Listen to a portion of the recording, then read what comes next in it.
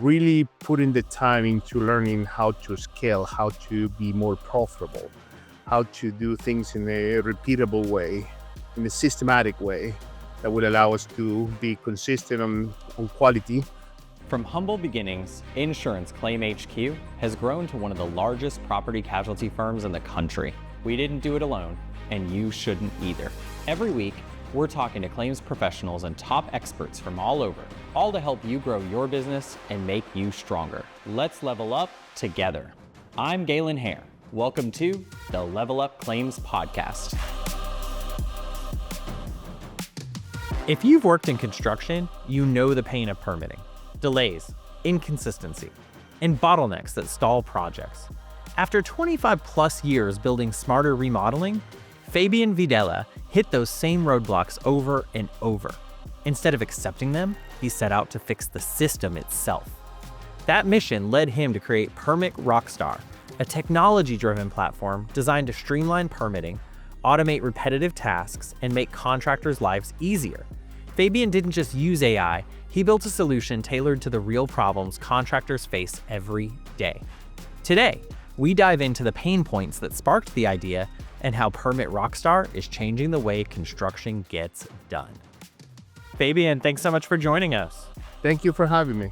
So you got to tell me, before we get into the main part of the show today, I've got to know, where are you from? You started doing remodeling, now you're a CEO, but what was little Fabian like? Where is he from? I'm originally from Argentina. Perfect. From a small town in the west side of the country, our wine country called Mendoza. So I grew up there among vineyards and probably the best Malbec in the world. Well, it sounds like we'll have to go back. Okay, so you came up here and you started as a contractor doing general remodeling. When did you decide to grow and scale smarter remodeling your company into a multi-million-dollar company? What was the thing that made you want to do that? Well, we started as a handyman, right? Doing small side jobs, repairs, small stuff. And quickly realized that the opportunities were on the larger jobs, where you will need a license to perform, right? Where the barriers to entry were a lot harder. Everybody with a tool bag, could be a handyman, but in order to be a licensed contractor, you will have to go through a series of tests, and actually to get your license. So that's how we actually started, right? We started with first with a guy that will qualify as a contractor until I could obtain my own license. And then finally around 2003, I think is when I got my GC license. And then it's when I started, taking bigger jobs, better jobs. But it wasn't then that I actually learned, how to scale the company. At that point, I was just another licensed contractor, one of the many. But, luckily from me, I didn't have a construction background at the time. I had a business background. So I survived because of my business intents, not because, the construction talent to do things better than other contractors. And it's the main reason why contractors nowadays, and actually forever, fail. Not because they don't know how to build things, it's just they fail because they don't know how to run a business. So that's when, we started, doing things different and really putting the time into learning how to scale, how to be more profitable, how to do things in a repeatable way, in a systematic way that will allow us to be consistent on quality. We didn't have to be Michelangelo's, but we needed to produce a good quality in a repeatable way. So we could always deliver the same kind. And then And let's stop right there for a second, because I love that you said that. You said repeatable way. And you're right. That's like 100% the key to scaling, right? It's finding ways to repeat. Now, can you repeat handcrafted Italian leather shoes. No, you cannot, because they have to be handcrafted. You can't repeat it the exact same way over and over. Everything's going to be slightly different. But yes, you can absolutely repeat. And you built your business around that successfully. But my understanding is you ran into a frustration. My understanding is you were very frustrated with the permitting process. So let's talk about that. Well, at the time, there was not much that we could do. But as we scale, and we start bringing more and more jobs into our pipeline, and our, one of our major pain points was permitting, and it still is for many, many contractors. uh, Biggest pain points is permitting, and inside permitting there are several. Well, there are three main areas. The first area is the paperwork. The second area is the plan reviews of the process, and the third area are the inspections. So all contractors have these three pain points, and we all call it, the permitting pains. And the cities haven't evolved in decades. Yeah, some cities have, basically open digital portals where they basically are asking you to print the paperwork, fill the paperwork, by hand. Then, what they are doing is asking you to, they call themselves digital because they ask you to scan the forms that you actually write by hand and upload it to their website. And now they're calling themselves, we have a digital platform. No, you don't. You just asking me to upload forms that you force me to write by hand. Yeah, you have an So email address that looks like a website. That's what you have. You don't have a digital platform. is so the cities, many cities are, like the city of Jacksonville here, actually, has a pretty nice portal. It's probably kind of leading the way in doing a bunch of these things. But a lot of things out there, cities out there, the closest that they get to digital is having an email address for you to email forms that you just can. Yeah. So Yeah. And that's hard. And it's hard because it slows down operations. And what any CEO or business owner hates hearing is, congratulations, you're growing. So now we need to add a ton of additional admin staff to repeat this bureaucratic step over and over and over. And no, it's not possible for you to save money on it. And it's not possible for you to save time on it. yeah, and the worst part is that contractors have actually accepted that, and they have put people in place to deal with that bureaucracy, and they're very good. Basically, they have converted talented people into great bureaucrats, right? Inside their own organization. And, when I talked to them and we actually showed them what we had built, they say, I already have somebody, they're doing this paperwork for me. They're very good at doing it. And, my answer is always the same. So you're telling me that you have nothing better for this person to do that manually file paperwork and spend hours and hours fighting with the city. Because if that's the case, then you're failing at some other level. It's not just paper. You're getting very good at, handling paperwork, but you have bigger problems. Yeah. So, that's kind of what the system has forced contractors to do, to establish, positions just to deal with permitting. No, I agree. And look, it's a waste of money, it's a waste of time, but it's necessary. You have to get the permits. Neither one of us is advocating today to not get permits. So you came up with a solution. Obviously, the why is easy. So let's talk about the how. How did you come up with this solution? Well, we started, we have another software platform. So part of my background is computer science. So I've been doing computers for many years. My daughter used to say that, I've been doing computers since I actually, since I have black hair. And I've been doing computer probably since I was, 12, 13 years old. So I know technology very well. I've been, computer hardware technician. I've been a software developer. I've been a software engineer. So my background is there. And so one time we attended a construction lean seminar where, there was a lawyer, talking about how do we protect our lien rights. So against, homeowners or property owners that don't pay their bills and we got to put a lien, right? And at that time, the guy was asking, who over here knows how to file a notice of commencement? And, I was sitting in front row and me, and I've been doing this for 20 years. I mean, I can do it with my eyes closed. And so I also become a little bureaucrat, right? Because I knew exactly what kind of paper, where to find it and how to file it. And so the guy asked me to, okay, can you show me? And absolutely, this is my thing. I went to a computer, and went to the appropriate place. I copy and pasted, filed the form, and the guy say, thank you so much. Your lien has just been dismissed. Say, what? I mean, what is wrong with it? This is perfectly fine. This is the way that you do it. No, no, this is the way that you think is done. And well, this is the way I've been doing it for 20 years. Well, you've been lucky in 20 years you haven't been sued for this thing. Because, and he was referring to him like a construction lawyer that defend homeowners, not contractors.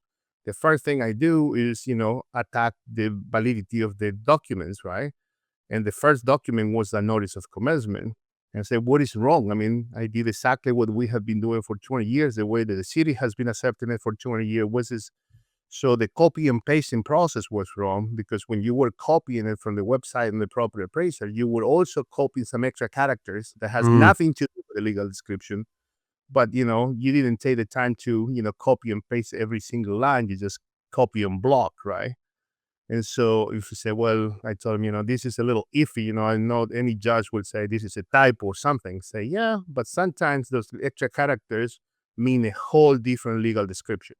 And so you basically are, putting a notice of commencement in a completely different property. And so, 90% of my cases are won just in dismissing the NOC. And I was, wow. So that was an eye opener for us. And we, after that meeting, I decided there gotta be something that we can do to avoid this little thing without me having to be copying line by line now, because I'm now just adding more time to my, training as a bureaucrat, right? And so since we were developing this other application, we were using, scrapers and stuff like that at the time. And so we came up with a way to scrape the property appraisers and retrieve the right legal description and file a proper notice of commencement. And at that time was like a side project, a neat little thing. And a lot of contractors kind of like it. They like the way that they could generate NOC really quickly in any of the counties. Um, and then from the little NOC, they would start asking, what about other forms? And that's how we started. First we started with one form, and before we knew it, we were digitizing pretty much every form that was available in the city, and then other cities around here. And before we knew it, we have a whole platform to start dealing with that first pain point that was creating the paperwork, for your permits. Mm. Yeah. Well, what a ride. What a ride. So let's talk about where Permit Rockstar is now. Where is Permit Rockstar in today in terms of its development? Well, we we completed our MVP sometime at the beginning of the year. Now we not only offer paperwork creation, we also offer remote online notarization and in-person electronic notarization. So we empower the workflow of different contractors that sometimes they use their own people to notarize, or they can use our own notary. So we complete the whole cycle of the paperwork. We do the paperwork, we do the notarization, and we also do electronic recording, so they don't have to go and be chasing signatures or fighting the cities to record stuff. Then we have added private providers, and we provide private provider plan reviews, so you don't have to be waiting on the city 6 or 8 weeks to approve your plans. We could do that in no more than 5 days using AI tools. We enable our plan reviewers to be more efficient and faster, to actually review those plans and get those approved. And once that all of that is done, the city has issued a permit. We provide virtual inspections. So we allow the contractors to call their inspections instead of having to stop work, schedule inspection for tomorrow, and then the following day had to wait the entire day for the contractor to show up. Now they just, schedule a virtual inspection. They get it done, they pass, and they can continue working. So now we cover the entire permitting cycle, and we cover all those three pain points that we talked at the beginning: paperwork, plan review, and inspections. That's awesome. So your product's up, you're live. I saw some stuff, some pitches like 8 months ago. So are you guys currently still growing? Are you in the process where you're raising additional funding for expansions? Yeah, we're about to close our seed round. We are actually just today received two new commitments, and I think we're gonna actually be closing it right before Thanksgiving, which is great. I mean, we're months and months ahead of our deadlines, and that will enable us to get out of Northeast Florida and expand throughout the state. Right now, we have started already expanding throughout the state. We just came from the trade show in South Florida, and we're getting lots and lots of customers that are very angry with the cities, and I love those customers because they're angry with the cities. They're great customers for us.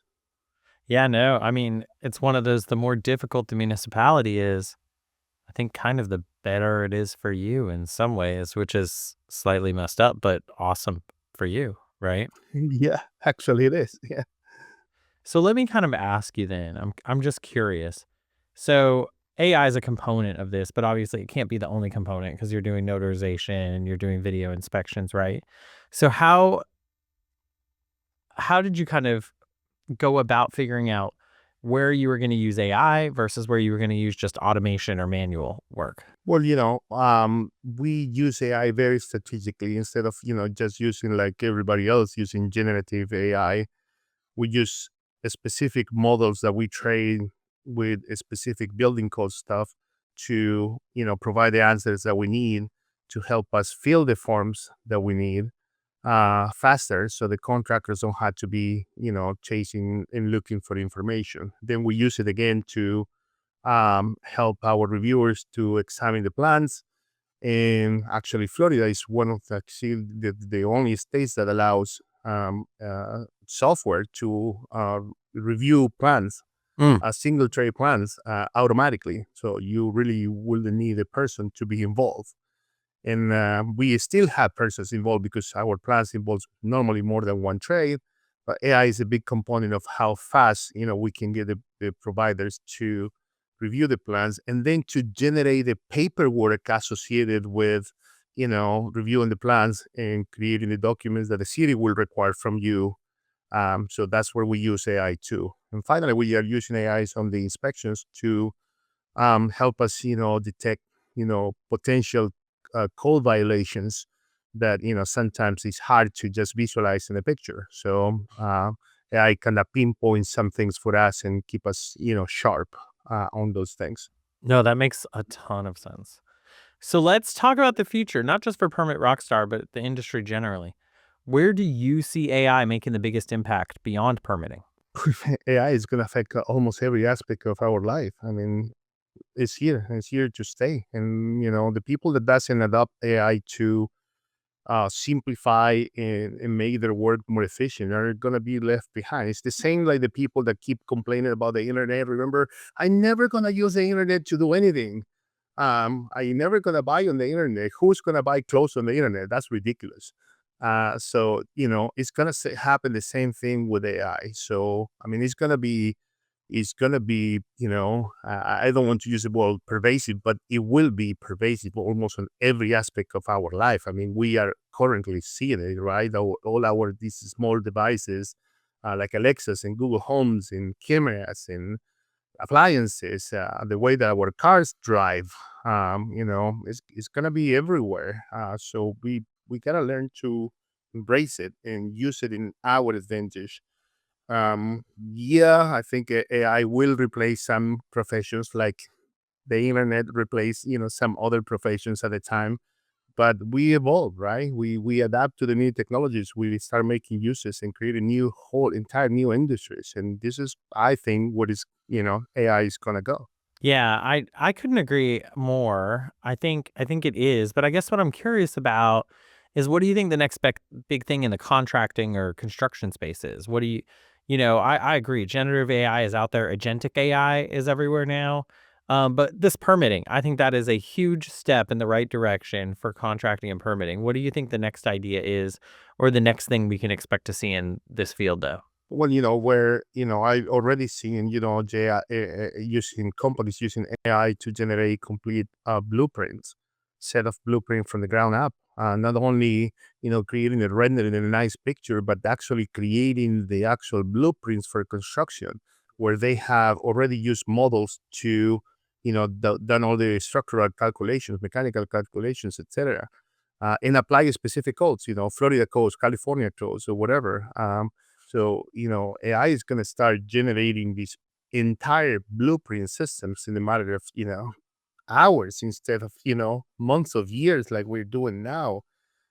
Cities are using AI, there are applications where they are using it to, do zoning regulations. And so you can send an application for a specific project, and the AI will tell you in seconds, yeah, this will work.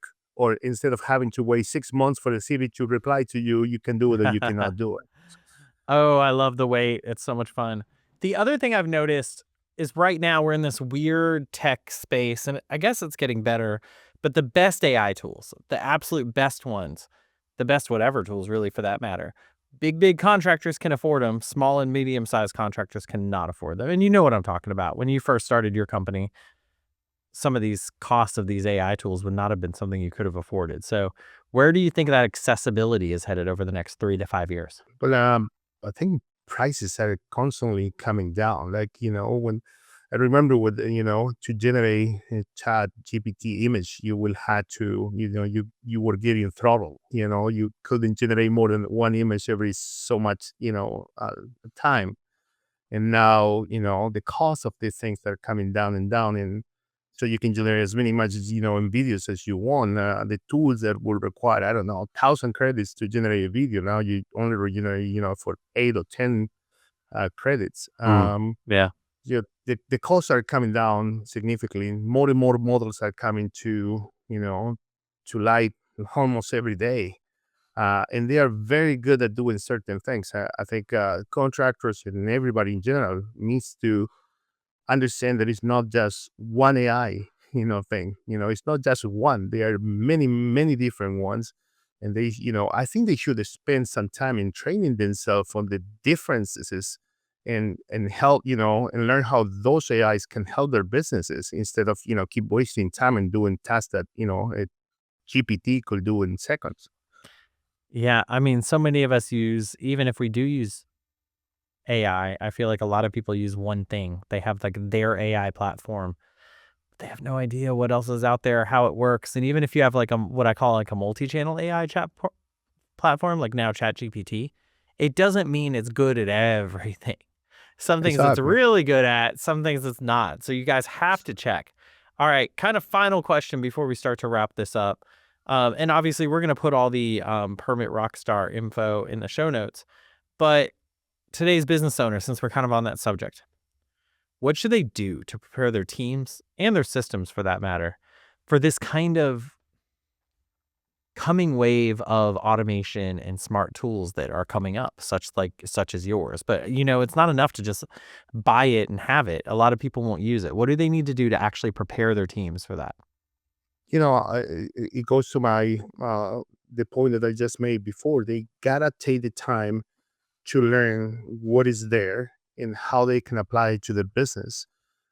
We have been taking seminars and classes, for the last year or two, and that's how we learn the different models that we could use to make our platform better and more efficient. Business owners needs to do the same thing. Take a little time to go and take some of these seminars and stop, just watching a YouTube video. Go to an expert that knows all these models and can tell you, for your business, you need this AI to generate your posts, this AI to generate your videos, this to generate systems and procedures, this AI to help, with human resources. They had to take the time to learn. Otherwise, they're going to be spending a lot of money either fighting AI or, buying the wrong products and then, complaining the AI doesn't work. I could not agree more. All right. You've been awesome. But last but not least, before you go, I have to ask you, what does it mean to you to level up? Well, to us will be to actually revolutionize the way that, permitting is done in Florida. We are aiming to eliminate all the paper and go fully digital. So that will be when we get to that point, I call you back and tell you we actually have level up. We've discovered the meaning of life. I love it. Um, Fabian, you've been amazing. Thank you so much for your time. It's been just absolutely great to have you. Hey, thank you for having me. It has been a pleasure to be here. I'd like to thank Fabian Videla for joining us on the podcast. Permit Rockstar is so interesting, but I actually found Fabian even more interesting than Permit Rockstar. He literally is the American dream. Moved here, started doing small jobs, grew a massive remodeling company, and now is the CEO of a 7 to 8 figure tech company. But there's one thing that Fabian has that I notice most of our guests have that reach this level of success. He never stops working towards a goal. So get your goals, come up with a plan, and execute like Fabian. Follow us on Apple, Spotify, or your favorite podcast player. And make sure you like and subscribe to keep up to date on our latest podcasts.